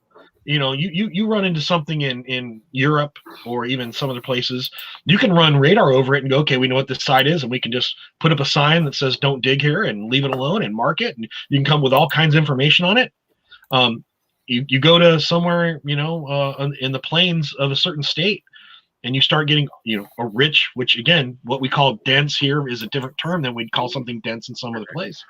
What do you do with it? How much money, time, effort are you going to put into properly investigating a site? And then you have local considerations among indigenous groups too, who see it as any penetration of that site can be somehow denigrating to the cultural tradition of the region. And that, that's something to think about. Mm-hmm. That's it. I'm done. I say dig it all up, by the way. Just kidding. Oh yeah, they're going. Yeah, sorry, we're looking at the comments right now. There's a big old Indiana Jones reference stream Somebody asked that, have I ever had to fight a thug who has a sword with just a whip? I had to fight a guy with a knife with just my bare hands. Because bar fights, but because bar fights are a thing, especially in Montana. Actually, that was in Arizona. That's even better. Yeah. That was another project bar that my crew chief was fun. like. My crew chief had a thing where she had to go to every single apps if you caught something walking through the door sort of bar, she had to go to it. I always got her picture taken with the bartender. It was like a tradition. Her husband is also an archaeologist. He has a thing for sitting in every single derelict car they find. I'm surprised he hasn't gotten every single needled. Does he not have tetanus yet? I don't know. He's still alive, so I mean, there you go. But yeah, that was interesting. We went to a place where you spin the wheel and you have to swallow goldfish if you land on the goldfish. Well, but there's also the pickled toe. There's a pickled toe thing. I think that's is that an Irish thing? I think that was an Irish thing. There's a bar in Ireland that there's a bar in Ireland that like if you they do spin the wheel thing, and it's like you might have to eat a pickled quail egg, pickled this, pickled that, with like a shot of Jameson. I don't know, Jameson or something. But there's one of the items on there is very, very thin little item, and it says a pickled toe, and it's what's toe? It's supposed to be human. It is not. It's supposed to be. The Dawson. So there's a bar. And that's why I don't dig in Ireland. Don't trust the Irish. Don't trust the Irish. Yeah. There's a bar in Dawson City that has the toe, and it's called the Toe Shot. And it's been a thing for 50 years. Kind of a touristy thing. You go to Dawson City and you go to this one little saloon, which apparently is the same as the original structure that was built during the gold rush. And you go in there and there is a toe in a jar, and you put it in a shot of whiskey and you drink it. And you just kiss the toe in the glass. You're not supposed to put it in your mouth. But apparently, and this has been a while since I've actually looked at this, it may have changed. Originally, the toe was said to be the frostbitten toe of the lady who owned the place back in 1899 or 1901 or something like that. And somehow that toe is gone. And then there was another toe that was substituted in its place. It came from some logger, same reason, frostbite. And somebody apparently chewed it up and swallowed it just to be like, don't listen to your rules. And then someone accidentally swallowed it. And apparently the one that's in there now was donated by a man from Florida, because fucking Florida man happens. And it was the ridiculous I have pulled the lawnmower over my toe and I'm wearing flip-flops.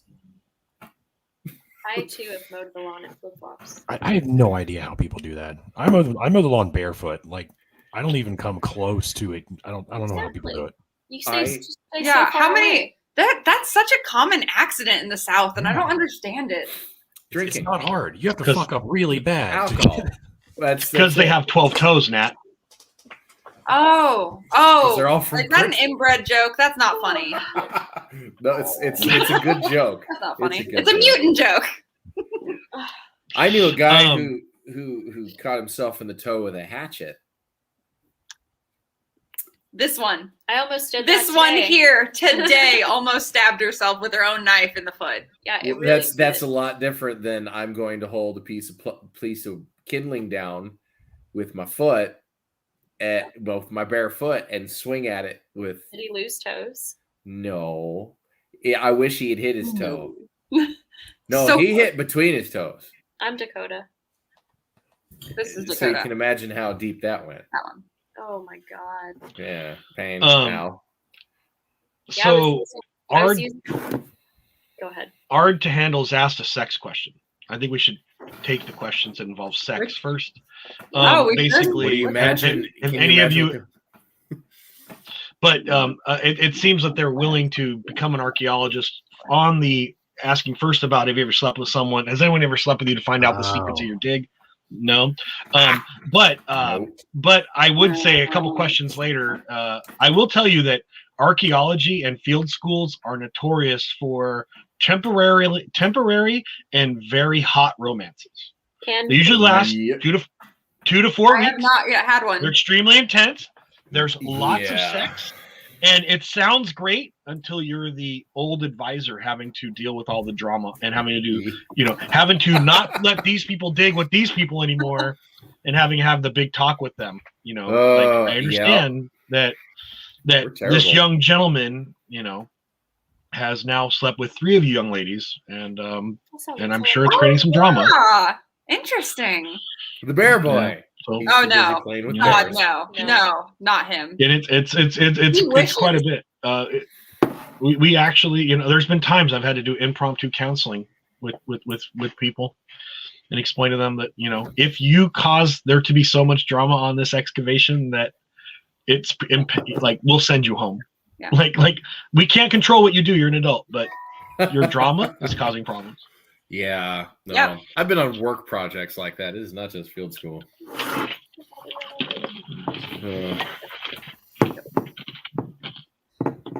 Yeah, I will say, that's there's something about that's a thing. I've had to do the impromptu counseling as well. I have not yet experienced these very blatantly fiery romances.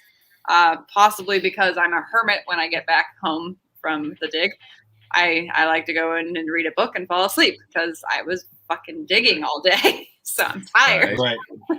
Yeah, but what It seems to be more common with the 18 No, to but 22 see, year you olds. have my a different outlook experience. on things. I don't. I don't know. I just Gotta don't live your see it life. happening. Gotta live your life. Fair. And then every time I've been on chainsaws. I always joke with people. There are 3 things in vast quantities on an archaeological dig. 2 you don't expect. 1 is dirt. A lot of dirt on an archaeological dig that I think Dirt? sometimes people realize that we move a lot of dirt. The other thing is there's a lot of alcohol typically and a fair amount of sex with the undergrads. That's why I was always explain to them. That's the joys of pretty much if any of those 3 things are going to annoy you, you need to check yourself because it's probably not going to work. The undergrads do what they want to do. I will say it is funny because we've had some people come out from the University of Seattle's theological seminary come on an archaeological dig. That's been interesting too. Oh, that is not surprising at all. And they come out and they go, oh my gosh. well, because we have a site of religious significance. We've actually had people come out just to be adjacent to that site. I mean, so they're like, I want to dig because because one thing's cool about our dig is we can go show you where they were found. You can go into the tomb and take a look at it. And then we can go down the road to the local Romanian Orthodox church where the guys' bodies are still there. They still have the saints, and they've stuck them in reliquaries. So you can actually go see the bodies that that were exhumed and all that, and through a glass case. And so we usually go down there, and the local priest now nods, and we come in. He knows who we are. And that's the other thing too is we have to we've had some cultural things. We've had people come from the dig dressed that in a way that's not acceptable to go into a Romanian Orthodox church. Young women being told they have to cover their head if they want to come in the church, and being told that priest can't tell me. And I'm like, no, this is a place where they can tell you how you have to, this is not, you walked onto this property. It's no longer their secular lifestyle. It's you either do what they want or you don't go inside. They go, okay, then I'll do it. You want to go inside? I don't understand why it's such a big deal to, if you're visiting another place, why not adhere by their customs? I don't understand why that is such a big deal. And I mean, Americans have a nasty stereotype with don't it. like to do what they're told. No, Americans don't like to do what they're told, but it's more than that. It's America. we blatantly disrespect anything or any type of authority, including each other's. Yeah, we are quite literally the nasty bad seed of the world. All Americans respect is ourselves. And not even that, technically, because apparently Not even that. Apparently, we're too flouncy with our bodies, and we don't actually have any self-respect for ourselves because of how vulgar and how You know what? showy we are. And That's very strange considering, unless you are an indigenous person, every single person in the Americas is made up of people from other countries. Bingo. It's all immigrants. Which is kind of, curious. Isn't that a fun You blame thing? the child or the parents? I mean, really, come on. They'll still walk around calling themselves purebloods, though. I would still like to call. I don't want to blame the children or the parents. I want to blame the religion. Can I choose option 3? Religiosity. Sure, go ahead. Okay, cool. If you're getting tired, you can dial if you want. Art Well, asked when we about talk DNA about- from sites being found. Say what? Art asked about Yeah. DNA being found on sites. I think he was referring to like how sex Oh. might cause DNA to be a unreliable source in the field. But if I got a not, story if it's about an that. honest question.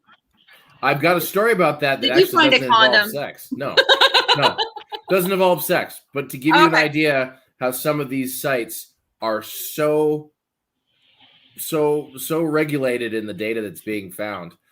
There was a site that I was working on, and the project got extended after I left because the CRM, private sector CRM, they can't figure out, depending on the company, they can't figure out how some of their stuff works. Hey, we're on the same team. Okay. Anyway, after I had left, they were continuing this excavation in a different area of the site that apparently they had to expand into for whatever engineering reasons. And they found in either within a burial or very close to a burial, a hair. And it was a big deal because it was an animal hair and they had never been, this was a big deal. So they actually spent lots of time getting it tested to see what they could do. And everybody was on board with seeing, what is this? Because it's so very interesting. And it turns out that one of the people on the site has a Samoyed dog. Oh. And it was a dog hair from somebody's jacket. Yikes. So after that, everybody had to wear the Home Depot painter suit to essentially quarantine them from getting dog hairs in the site. Yep. Wow. Yikes. Yep. That's the thing. So That's nuts. Well, I'm looking forward to with the rise of women in archaeology. I'm looking forward to the remake of Indiana Jones as a female. I think that'll be cool. it's going to be a very short movie. I like whips. Sweetie, I own so many. Well, Yeah, you can now. borrow some. He was with me. Morgan was with me when I bought a whip. It was Yes, I rather was. inexpensive. I was very surprised. It was kind of Yes, nice. I was. Very happy. Mm-hmm. It's only $35. I was.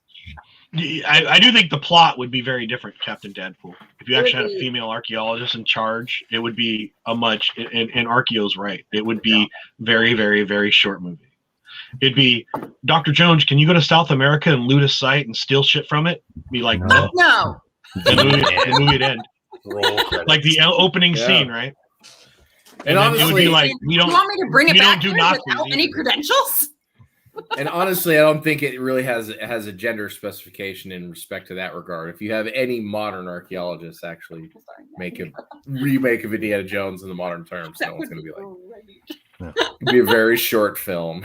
Killing looters. Very short. Just killing looters. In the Yeah, no, I'm actually with Correa on this. I think it would be great if Dakota and I were if we did this Blair Witch style and she and I were like archaeologists that protected sites, Do it. like destroyed looters. Do it. That sounds great.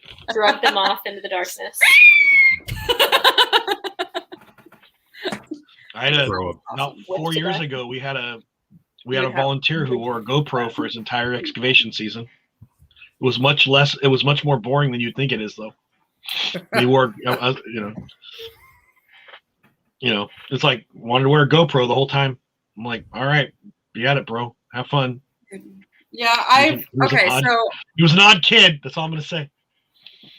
So when we were excavating the, I say that very lightly. When LSU came in, the archaeologists from LSU, and we were assisting with excavating that canoe, I did set up a tablet with not the slow-mo, but the flash or the slope. You know what I'm talking about. Time. Anyway, I set it up and I Time-lapse. filmed it so that you could see like how far and how much it was dug up a day, and it was kind of cool.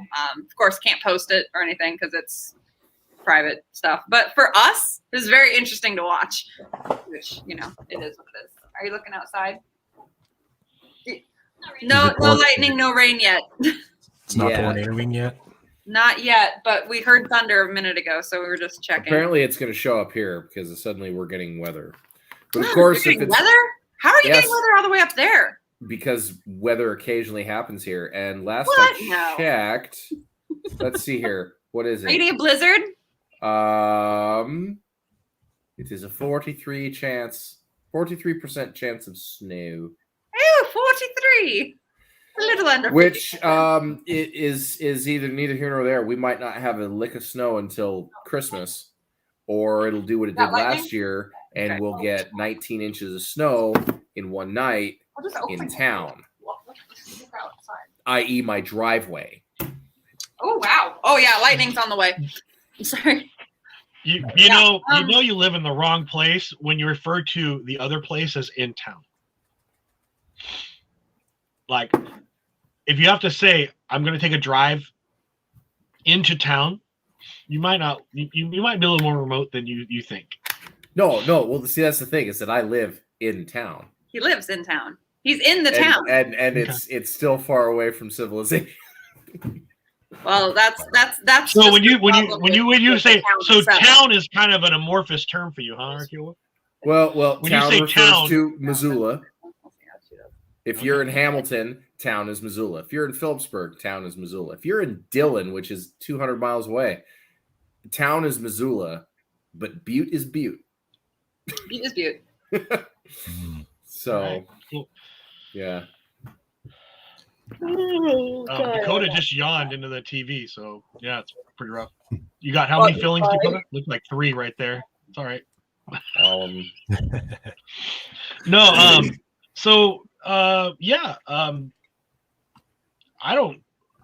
again, we're talking about women in archaeology, but I think really we should encourage it. If any of you have friends or family, please reach out. If you have someone in your family who is thinking of becoming an archaeologist, anthropologist, historian, encourage and she's questioning that based on her gender, tell them to stop and encourage them to seek a mentor. There's a lot of women now that are acting as mentor towards the newer generation coming up, not just in undergraduate, but postgraduate academic work too, that is quite robust. And you don't have to just have a female mentor, but some people prefer that. But just find a mentor in general, you know, and definitely you can have a career if you want. She's going to be a good one.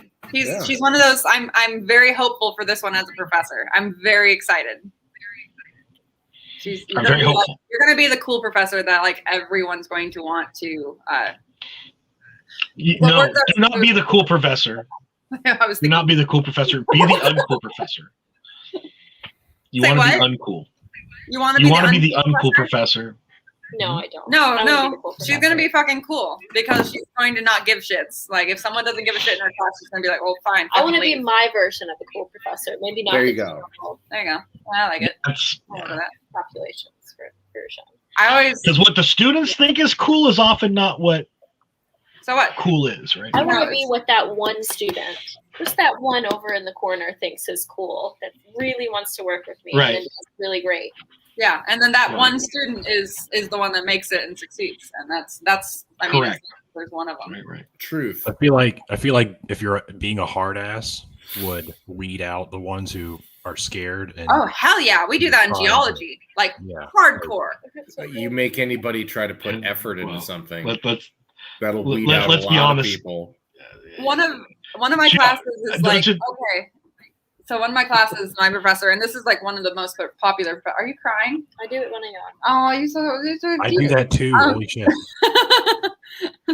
Literally. But no, so first thing he said to us was like, "You guys, as far as I'm concerned, are all at C's. You have to impress me to get an A." Ooh. And that's how he started it. And we were just like, it's like, yeah, no, getting 100% will keep you at a C. Getting 100% and being like authentically interesting to listen to, that'll get you a B. surprising me and coming up with some really interesting like work and research, you'll get an A. It's like, wow. It's like, I was okay with that method. I'm firmly of the opinion that what keeps geology as geology is geology. It takes a special type of person to do geology. That's all I'm gonna say. Special. You mean people who I eat love my rocks? rocks and I can throw them at people. Okay, There you I'm go. totally fine with that. I can throw bones at people, Yeah, you could throw bones at people. but She can. especially spear points. Oh, especially. Well, we can So, throw atlatls. I can throw. We can atlatl. both throw Greater atlatls. Candle, That's a component of. I our will answer that. We atlatl. do the So- same thing. We do the same thing. Serious question. What is the major difference between archaeology and history? So I'll take the historian if someone else wants to take the archaeologist. Because I don't want to do them both. So right. historians, probably historians deal with a lot of textual evidence, right? So when we talk about history, we're talking about historical time periods. Historians typically do not work in field work. Typically, historians deal with primary and secondary texts. Not every historian deals with like Greek, Latin, and Greek and other things as far as languages, but that typically is how historians deal with textual evidence versus material culture. And then archaeologists will explain the difference between textual evidence and material culture, or Nat, or whoever. Yeah. No, unless Nat wants to do it, I'll do it. Oh, I will let you have at it. Dakota's tired. I'm also tired, so my words Fair aren't enough. doing good. We'll wrap things I up. can after word this. good. Yeah. So archaeologists look at human material culture in respect to the study of anthropology when studying humans. There's multiple subsets of it. There's sociocultural, bio, which is, sociocultural is why is football important? Bio is why are football players built the way they are and how does that affect their skeleton?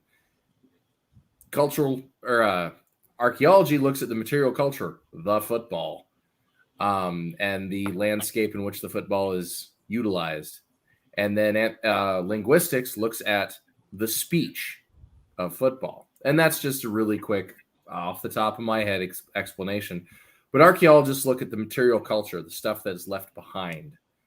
So if a human picks it up and makes something out of it or utilizes it in some way, it has now been altered by humans, and that is now in our purview. So even if it is just a rock, if you pick up a rock and you clack it against another rock and it leaves a mark on it, and we can identify that mark as, yes, it is human use, it's now an artifact. And that's what we look at as the material culture. And we further the view of humanity as it develops through material culture. Yeah. And there's some just to add in, it's for me it's just a little bit different because I don't do the historic stuff, and I do a little bit of prehistoric stuff, but mostly a geoarchaeologist looks at the soils and the variances between the soils to see what might have been there, if there's staining, if there's any evidence of digging or destruction done within the soils. We also can look at a rock and know if it's culturally modified, and then we can tell if it's supposed to be there or if it's naturally there, and that's where I come in. So that's I hope that gives a good idea of what the difference between archaeology and the historian is. Mm-hmm. Yeah. And there's overlap too. You open a textbook, you look at a history textbook, first thing you do is like studying Greek and Roman history. You'll see all these really cool pictures of pots and amphora and different things, different ceramics, all dug up by archaeologists. Well, or discovered, right? So there's a lot of bit overlap. So I'll give you one example. In the United States, typically when you say you're going to study history, you study history in a department that's associated with humanities and classics, right? Ancient history, right? In the UK, archaeology and ancient history are usually one discipline. In the United States, archaeology is related to anthropology. So even just the way you approach it in some countries is different, just what they consider the more closely associated discipline is. I've always been fascinated by, or rather curious, I guess, about paleography, who they date the texts of, they date ancient manuscripts. Manuscripts, yeah. They date ancient manuscripts by analyzing the handwriting. I'm like, that is an insane amount of information to draw from handwriting analysis. And I knew the eyebrows were going to happen. That. Yeah. Yeah, it gets interesting. It gets really technical because typically the whole field of paleography is requires a sample. You're hoping that you guessed right on the dates. So it's like a body of evidence that analyzes itself. When a new piece comes into evaluation, it's being evaluated against the body of evidence that's already been determined to have been within that sample, right? That identified group. And then every once in a while, somebody writes a letter in the 3rd century, or we find a letter of someone written in the 3rd century CE, and it doesn't match up the time period it's supposed to be. So do we trust the date on the letter, or do we trust the analysis of the piece? That becomes really difficult because we have that in several places where they just copied it over and added the date, or is this actually genuine to the period? I think it's fascinating, and I totally stay away from it as much as possible. Yeah, it's I couldn't imagine being an expert in that field. I mean, I can't imagine being an expert in Dr. Josh's field. Oh man! Holy cow! Just there's a cat. Ancient Sumerian on tablets. Oh my god! Which, picking a bad time to get comfortable in my lap. I'm about to go to bed. Aw, poor cat. Took forever. Yeah. Well, guys, All right.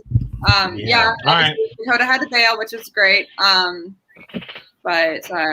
I don't know. You guys want to plug yourselves one more time to make sure people know where we can get you, and we'll wrap it up for the night. Sure. Go ahead, Pat. You go first. All right. Well, I'm Pat Lowinger. I have a blog, Discovering Ancient History at WordPress.com, where I put some of my academic work up on. I have a new, recently created YouTube channel where I put, between 4 and 10-minute videos about my summer surveys of different late Neolithic, early Bronze Age sites. Was this summer's focus. Those are going up there. I should have by Christmas, New Year, I should have about 50 videos up from the different sites I surveyed this summer. So that, if you're interested in archaeology and particularly late Neolithic, early Bronze Age stuff, that might be interesting to you. And I just want to throw it up here. Now I can actually do it. That's the cover to my soon-to-be released book, Betrayed: The Orthodox Subjugation of Christian and Women. Betrayed: The Subjugation of Women in the Early Christian Church. So that'll be coming out in now. We might have to have you back on. Book club book. Yeah. Yeah. So Pat, you're gonna have to come on and not talk archaeology with the minions. I will. I'm really looking. So I really want to. The book was a challenge to myself. Put together one of my very important people that are informative for my career. Basically said, challenge yourself. First thing you should write should show your breadth as both an archaeologist and a historian. I have that background. So, writing a history of the first 3 centuries of Christianity from a feminist perspective when you're a cis male is a challenge. So, learning a feminist and framework and engaging in modern feminist theory was a challenge for me. I read way more books than I ever thought I would. And I hope I did it justice. But we'll see. I guess we'll find out, won't we? Yeah, I'd love to have you back on because there's a lot. I've also heard rumor down the grapevine that you and Biddy Buddha will be having your own show soon. Is that right? Yeah, Really? Still figuring out a date, right? I hadn't heard this. I don't know yeah. who it is, so news to me. That's exciting. It's not to give too much away because it's her show to promote, but we're gonna basically try to discuss issues like some of the themes that came up in my research for my book, analyzing both the history of Christianity and even some of the precursor religions of Christianity that maybe people want to get a little more information on. So it's going to be kind of an educational show where we take a topic, we discuss it, and maybe occasionally panel it, and then people. It's not going to be your typical atheist YouTube rant show. It's going to be a little different, and I think it'll be pretty good. What? I'm a fan. No, I mean, yeah, a lot like this, right? No, I mean, I'm serious. It's a lot like this, where the topic is more educational than I don't know. That's- Biddy wants that's to what do I wanted something when I- different, and I think she's got a good idea. I That's what like I it. wanted I like to, the idea of that. I started Morgan, the you show, I want to wanted plug do something yourself? different. Oh, sure. So Morgan Keene, I'm Archeologist on TikTok and Instagram, and my YouTube channel is A Whiskey with a Wolf. And it's all a work in progress. But if you guys want to follow and see what I do CRM archaeology for the federal government and have done stuff in the private sector. So I've been kind of around the loop of, the quick, the dirty, the get it done as best as you possibly can with no time at all to do it. So fun times. Yeah. And for those that don't know all the acronyms, because we do that in archaeology, CRM is Yeah, Cultural love Resource Management, right? I'm sorry. It's all right. Yeah. Know your audience. Cray wants to know if we're know gonna what CRM is now. They've listened to me talk enough. Yeah, there's gonna be an after party chat in my Discord server. I won't be there. I'm dying. I'm super tired too, guys. So yeah, if I'll be there's there for a anybody- little bit. Nope. Like, I'll yeah, hang I'll out. pop in and say hi, but then I'm. Yeah. No, I'll be All on for right. a minute. Well, thanks so much for coming on the show. Nat, thank Dakota for me. She was super cool. Yeah, no, Yeah. wasn't she awesome? Yeah, Yeah. I She's only awesome. met her like a month ago, and I'm just like, this is an amazing coworker. I love her. She's good people. One day, drinks. Yes, That's just the way. I will let her know that the offer stands. So All Yeah. right. So Well, good night, everybody. We hope you All right. enjoyed, and stay tuned for next week. I got something I'm trying to work on for next week. awesome. Special guest too. Cool. Anyway, all right. Bye, everybody. bye.